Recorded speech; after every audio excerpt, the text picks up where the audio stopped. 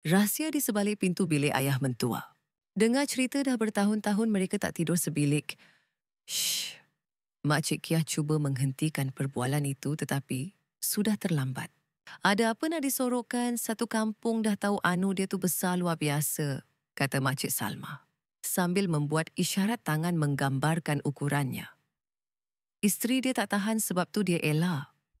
Semasa keluar membeli barang dapur, aku terdengar gosip mengejutkan itu daripada makcik-makcik bawang di kawasan perumahan kami. Dan pada malam itu ketika suamiku pergi bertugas di luar kawasan, ayah nak saya tolong. Saat kata-kata itu meluncur keluar dari mulutku, aku sendiri seakan tidak percaya. Ayah mentuaku dan aku kedua-duanya terpaku. Maya, betul kan itu suara ayah mentuaku bergetar? Aku tidak mahu mengakui keinginan diriku sendiri tetapi semuanya sudah terlambat. Ayah mentua perlahan-lahan memimpin tanganku menuju ke biliknya. Malam itu aku melintasi garisan takdir. Dan aku merasai sendiri kesakitan yang pernah dialami oleh arwah isteri beliau iaitu ibu mentuaku. Namun pada masa yang sama aku mengalami satu dunia baru yang tidak pernah aku ketahui sebelum ini. Sebelum kita mulakan cerita, jangan lupa tekan butang subscribe dan like. Sokongan anda adalah kekuatan terbesar bagi saya. Mari kita masuk ke cerita hari ini.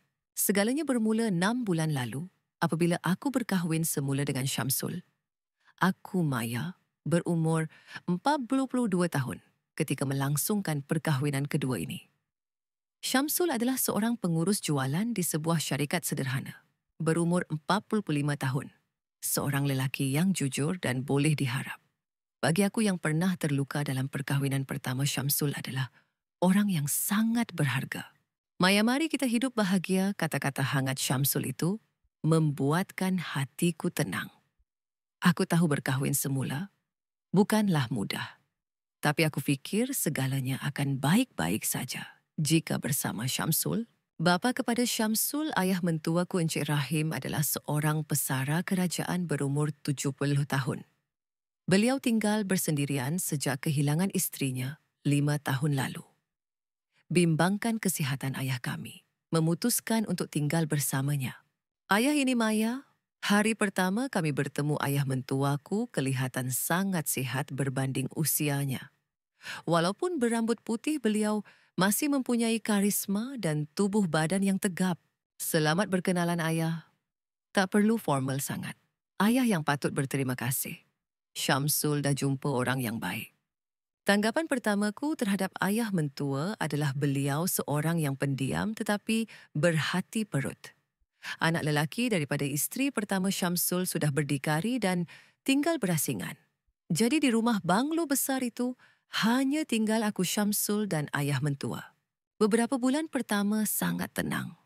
Ayah mentua kelihatan sangat mencintai arwah istrinya. Kadang-kadang, aku melihat beliau membelek album gambar sendirian sambil melepaskan rindu. Arwah Salma memang orang yang sangat baik. Itu yang sering digumamkan oleh ayah mentua. Sebagai bekas jururawat aku secara semula jadi membantu menjaga kesihatan ayah mentua. Syamsul kelihatan sangat gembira dan berterima kasih melihat ayahnya selesa dengan kehadiranku. Secara luaran kami kelihatan seperti keluarga yang sangat bahagia. Namun di dalam hatiku terdapat satu kekosongan kecil, yaitu kehidupan di ranjang bersama Syamsul. Walaupun aku mencintainya sepenuh hati dari segi fizikal, banyak yang kurang memuaskan. Aku rasa bersalah kerana berasa seperti perempuan murahan yang membandingkannya dengan bekas suamiku yang lebih hebat. Tapi apa boleh buat, rasa tidak puas hati sebagai seorang wanita semakin membesar. Hari ini abang penat. Syamsul semakin kerap membelakangkan aku. Dia juga sering keluar kawasan dan masa di rumah semakin berkurang. Minggu ni abang kena pergi Johor Bahru. Minggu lepas pun dah pergi outstation kan? Kerja pejabat tengah banyak nak buat macam mana. Maaf ya. Setiap kali itu berlaku, aku ditinggalkan berdua di rumah bersama ayah mentua. Mula-mula rasa kekok. Masa berdua antara menantu dan ayah mentua semakin bertambah. Tapi ayah mentua sentiasa sopan dan menjaga batas. Maya tak selesa ke Syamsul tak apa ayah. Lagi bagus ada masa nak berbual dengan ayah. Walaupun mulut berkata begitu, satu perasaan pelik mula tumbuh di sudut hatiku. Sisi maskulin ayah mentua sering menarik perhatianku. Susah nak percaya beliau berumur 70 tahun, melihatkan betapa sihat dan tegapnya beliau. Macam manalah rupa ayah masa muda dulu ya? Kadang-kadang fikiran sebegini muncul dan mengejutkan diri sendiri. Bolehkah seorang menantu berfikir begini? Tapi masa itu, ia cuma sekadar rasa ingin tahu. Perubahan sebenar bermula selepas itu. Bermula minggu di mana Syamsul pergi bertugas di luar kawasan selama seminggu. Maya tolong tengokkan ayah masa abang tak ada ya. Jangan risau, saya akan jaga ayah baik-baik. Tetapi aku tidak tahu seminggu itu bakal mengubah hidupku sepenuhnya. Fakta mengejutkan tentang ayah mentua dan nafsu yang tersembunyi dalam diriku semuanya di luar jangkaan. Malam itu, selepas menghantar suami pergi, aku fikir seminggu akan berlalu dengan cepat. Tapi itu fikiran yang naif. Jika aku tahu apa yang bakal berlaku, aku pasti akan menghalang Syamsul pergi. Atau mungkin, aku akan lari balik ke kampung halaman aku sendiri. Tapi sudah terlambat, roda takdir sudah mula berputar. Malam pertama Syamsul tiada aku cuba tidur awal. Aku keluar ke dapur untuk minum air apabila terdengar bunyi pelik. Bunyi itu datang dari bilik ayah mentua. Bunyi apa tu? Mula-mula aku tak pasti. Bila mendekat aku nampak pintu biliknya sedikit renggang. Risau jika ayah sakit badan aku bertindak dulu. Aku mengintai sedikit di celah pintu dan saat itu aku terpaku. Ayah mentua sedang melakukan itu bersendirian. Aku tak percaya beliau sudah berumur 70 tahun. Gerakannya tak ubah seperti orang muda yang penuh tenaga. Tak mungkin. Aku cepat-cepat berpaling tapi bayangan itu tak hilang dari kepala. Selama 5 tahun hidup menduda begini, rupanya cara beliau melepaskan nafsu. Kagum juga, umur 70 pun masih ada keinginan sebegitu. Dan serentak itu, perasaan pelik muncul. Ayah pun lelaki juga rupanya. Malam itu aku tak boleh tidur. Bayangan itu asyik muncul. Terasa kesunyian beliau. 5 tahun sendirian betapa sunyinya hidup beliau. Keesokan paginya bila berdepan dengan ayah mentua rasa sangat kekok. Tidur nyenyak ayah. Terima kasih. Maya, tidur nyenyak. Perbualan biasa tapi hatiku tak tenang. Ayah tak tahu aku nampak apa malam tadi tapi aku tahu. Patutkah aku cakap aku nampak? Tapi takkanlah menantu nak cakap dia nampak. Ayah mentua buat begitu. Sejak hari itu, pandangan aku pada ayah mentua berubah. Bukan lagi sebagai orang tua yang pendiam dan berwibawa, tapi sebagai seorang lelaki yang mempunyai nafsu. Tubuh tegapnya nampak berbeza. Sehat dan jantan tak macam umur 70 tahun. Mesti ayah kacak masa muda dulu. Pelik aku berfikir begini. Patut ke menantu tengok ayah mentua macam ni. Tapi tak boleh elak. Sekali pandangan dah berubah, tak boleh patah balik. Beberapa hari berlalu, aku mula tahu rutin ayah. Hampir setiap malam pada waktu yang sama, beliau melakukan perkara itu. Kuat betul nafsunya. Rasa kagum dan kasihan bercampur baur. Malam itu pun sama. Hari keempat, Syamsul tiada. Bunyi itu kedengaran lagi. Dari bilik ayah. Kali ini lebih lama. Betul ke umur dia 70 tahun? Aku masuk ke bilik dan selubung dalam selimut. Tapi tak boleh tidur. Asyik teringat ayah mentua. Terasa kesunyian dan nafsu yang dipendamnya. Dan peliknya hati aku pun mula goyah. Ketidakpuasan batin dengan Syamsul pun menjadi punca. Aku pun perempuan. Muka aku jadi panas bila terfikir begitu. Apa yang aku fikir ni, dia ayah kepada suami aku. Tapi makin cuba halang makin kuat fikiran tu datang. Esok paginya muka ayah nampak letih sangat. Ayah okey ke, nampak tak bermaya? Tak ada apa. Cuma tak boleh tidur. Mendengar jawapan itu, makin rasa kasihan. Bukan salah aku dia tak boleh tidur. Tapi aku rasa nak tolong. Tapi macam mana nak tolong?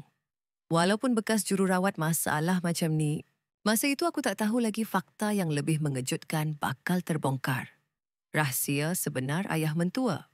Keesokan harinya, aku terserempak dengan makcik-makcik di kawasan perumahan masa pergi pasar. Menantu rumah sana kan cantik orangnya. Tegur Makcik Kia. Assalamualaikum, Makcik. Kesian kamu. Zaman sekarang berapa ramai je menantu yang sanggup tinggal dengan bapa mentua, sampu Makcik Salma dengan muka risau. Tak apa, ayah jenis berdikari. Orang tua tu, dulu isteri dia yang terseksa, Makcik Salmah tiba-tiba perlahankan suara. Dengar cerita bertahun-tahun tak tidur sebilik. Shh. Makcik Kia cuba halang, tapi terlambat. Ada apa nak sorok? Satu kampung tahu anu dia besar lain macam gigi, kata Makcik Salmah sambil buat isyarat tangan. Isteri dia tak tahan sebab tu dia elak. Aku terpaku. Biar betul sebab tu, desas-desus makcik-makcik tu bersambung. Ada juga kabar angin kata isteri dia meninggal awal sebab tu. Itu sebab kanser lah. Kanser punca dari apa stres lah tu. Aku tak sanggup dengar lagi. Makcik saya balik dulu ya. Dah balik. Kita ada cakap salah ke? Dalam perjalanan pulang kepala aku kusut. Kalau betul kata makcik-makcik tu, maksudnya ayah mentua punya sangat besar. Sebab tu mak mentua elak hubungan. Jadi sebab tu ayah buat sendirian. Bayangan kejadian beberapa hari lepas muncul balik. Sekarang, semua masuk akal. 5 tahun menduda selesaikan nafsu sendiri sebab tu rupanya. Umur 70 tahun pun masih ada saiz macam tu. Sampai rumah hati masih tak tenang. Pandangan aku pada ayah mentua makin berubah. Maya dah balik pasar. Ya ayah. Ayah tegur macam biasa tapi aku yang tak selesa. Kata-kata makcik bawang tu terngiang-ngiang. Betul ke rasa ingin tahu makin membuak? Tapi takkan nak tanya terus. Malam itu bunyi tu kedengaran lagi. Kali ini lebih ganas dari biasa. Betul agaknya cakap orang kampung. Aku tutup telinga dengan bantal tapi tak guna. Makin tertanya-tanya. Kalau mak mentua pun tak tahan besar mana agaknya fikiran liar mula bermain. Beberapa hari kemudian peluang itu datang secara kebetulan. Dan masa itu aku sahkan sendiri yang cakap-cakap orang tu bukan tokok tambah. Malam ketiga Syamsul tak ada. Aku siap masak lewat sikit dari biasa. Ayah tengah tengok berita di ruang tamu. Ayah jemput makan. Terima kasih, Maya. Makan malam senyap sunyi macam biasa. Tapi hati aku berdebar. Malam ni ayah tidur awal sikit lah, ayah. Yalah, kebelakangan ni susah nak lelap, kata ayah. Lepas makan, masa aku tengah basuh pinggan, dengar bunyi air. Ayah tengah mandi. Sekejap lepas tu, dengar pintu bilik air terbuka. Langkah kaki menuju ke koridor. Aku kebetulan nak hantar tuala ke bilik air. Hampir terlanggar ayah di koridor. Masa itu aku nampak ayah cuma pakai jubah mandi bathrobe. Ikatan jubah tu tak kemas jadi bahagian tu terdedah. Ya Tuhan, cakap-cakap makcik tu memang tak tipu, malah mungkin mereka tak cukup gambarkan betapa besarnya. Memang lain taraf dari lelaki biasa. Kalau nak banding dengan Syamsul, rasa malu nak sebut. Aku cepat-cepat palingkan muka. Maaf ayah. Maya, maaf. Ayah pun panik dan masuk bilik. Tapi dah terlambat. Imej tu dah terpahat dalam otak. Masa mandi pun asyik teringat. Patutlah arwah mak mentua lari. Segala persoalan terjawab. Kenapa isteri elak? Kenapa selesaikan sendiri? Umur 70 tahun saiz macam tu memang tak masuk akal. Keluar bilik air ayah dah masuk bilik. Pintu tutup rapat. Mungkin malu pasal kejadian tadi, aku masuk bilik pun tak boleh tidur. Imajinasi pelik mula menguasai diri. Kalau... Fikiran bahaya terus datang. Bagi aku, yang dah bosan dengan hubungan hamba dengan Syamsul ini, satu kejutan besar.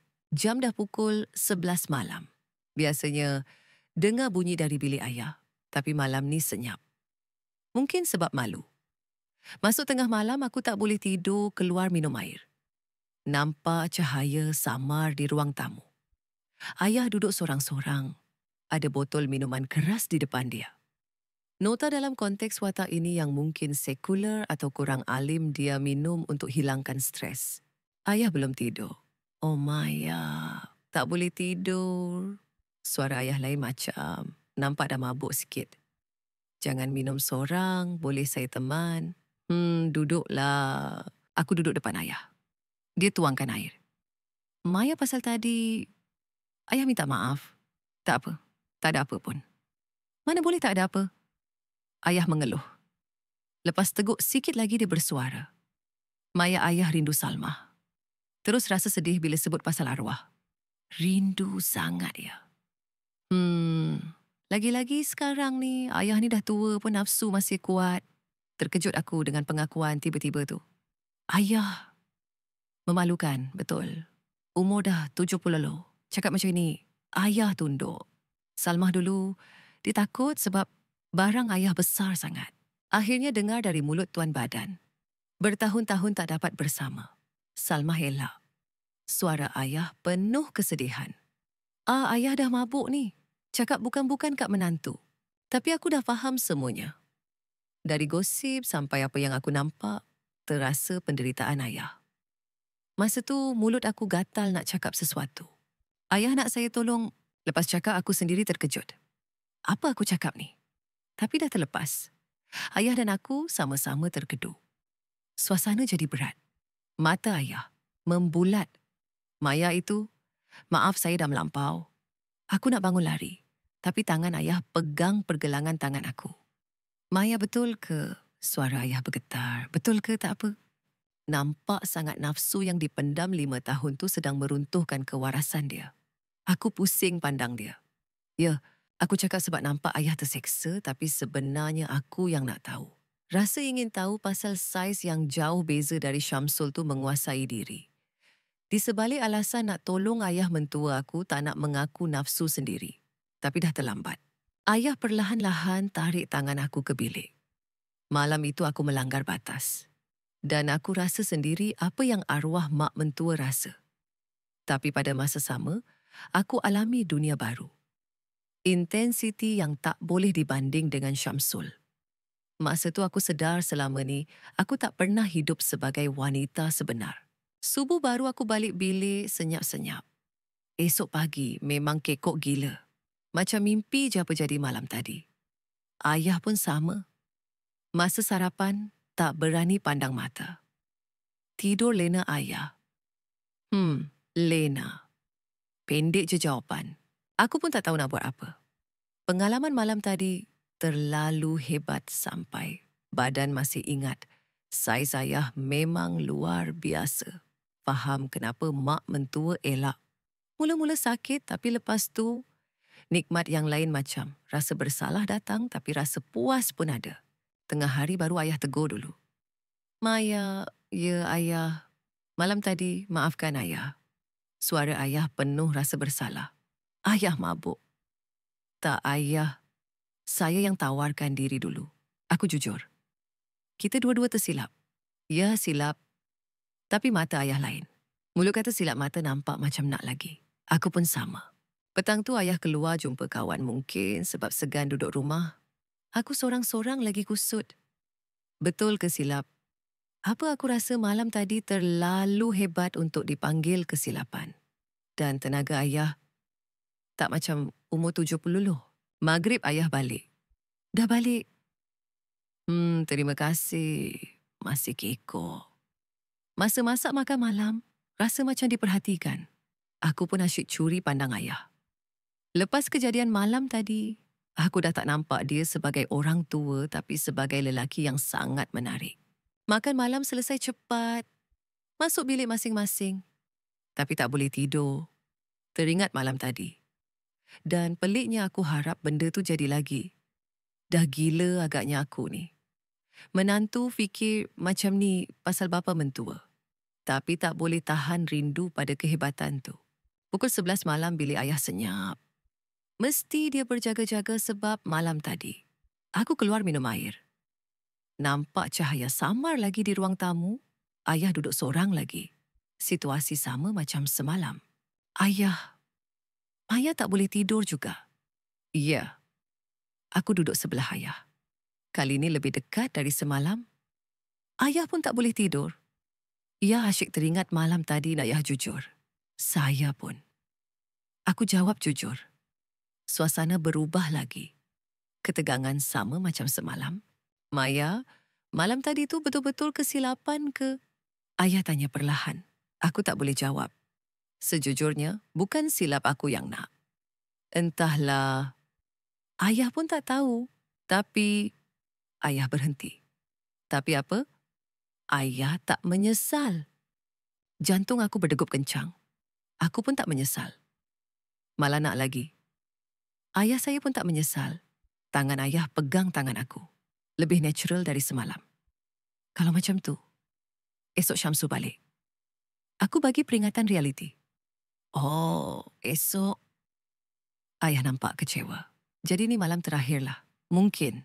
Tapi kami dua-dua tahu ni takkan jadi yang terakhir. Malam tu kami melanggar batas lagi. Kali ni, lebih natural, lebih hebat. Dan aku pasti hubungan ni bukan sekadar kesilapan. Bila Syamsul balik dari outstation, suasana memang janggal. Sayang okey kat rumah. Okey tak ada apa-apa. Tipu sunat. Padahal hidup aku dah berubah 360 darjah. Ayah macam mana sihat tak sunyi? Sihat, tak sunyi pun. Tipu lagi. Ayah memang sunyi. Dan aku dah temankan kesunyian dia. Baguslah. Abang risau ayah sorang-sorang. Tengok muka lurus Syamsul rasa bersalah datang. Tapi masa sama rindu saat dengan ayah. Seminggu punya pengalaman mana boleh lupa. Malam tu, aku bersama Syamsul. Tapi makin mengecewakan. Terbanding dengan ayah. Saiz beza langit dengan bumi tahan lama pun beza. Rupanya selama ni aku hidup dengan yang tak cukup, baru aku sedar. Beberapa hari lepas tu, Syamsul kena pergi luar kawasan lagi. Kali ni, 3 hari 4 malam. Kena pergi lagi? Kerja pejabat nak buat macam mana? Dalam hati aku gembira. Boleh berdua dengan ayah lagi. Malam pertama Syamsul pergi aku sengaja tidur lewat. Ayah pun sama. Bila jumpa kat ruang tamu, tak payah cakap apa-apa. Mata dah bagi tahu semua. Kami dua-dua tunggu saat ni. Kali ni lebih jujur. Tak ada alasan nak tolong ayah dah. Aku mengaku aku nak. Malam tu bermulalah hubungan sulit kami secara rasmi. Setiap kali Syamsul outstation, ia berulang. Siang kami, menantu dan ayah mentua malam kami, lelaki dan perempuan. Maya terima kasih. Ayah rasa hidup balik. Bangga aku dengar. Aku pun rasa hidup balik. Tapi rasa bersalah tu tetap ada. Mengkhianati Syamsul. Ayah berdosa kita ni kan? Ayah tahu Maya, tapi tak boleh berhenti. Ayah pun sama. Tahu salah tapi tak boleh berhenti. Malam tu kami hanyut lagi. Tapi bangkai gajah mana boleh tutup dengan nyiru? Sepandai-pandai tupai melompat akhirnya jatuh ke tanah jua. Detik itu makin hampir. Syamsul tiba-tiba tukar rancangan. Pukul 2 pagi bunyi pintu depan dibuka. Alamak. Kami terpaku. Syamsul balik cepat-cepat. Ayah kelam kabut pakai baju. Aku pun sama. Bunyi tapak kaki di ruang tamu. Sayang Maya, suara Syamsul. Sekejap dalam tandas. Ayah lari keluar ikut pintu belakang. Aku lari masuk bilik air, buka paip. Jantung macam nak meletup. Kenapa lewat sangat? Kerja siap awal abang balik naik bas malam. Oh ya ke? Suara aku menggigil takut kantoi. Ayah dah tidur? Dah. Awal lagi dah tidur. Tipu. Baru beberapa minit lepas dia dengan aku. Nasib baik Syamsul tak syak apa-apa. Dia penat terus tidur. Tapi aku tak boleh lelap. Nyaris kantoi. Kalau lambat sikit je tadi. Ngeri nak bayang.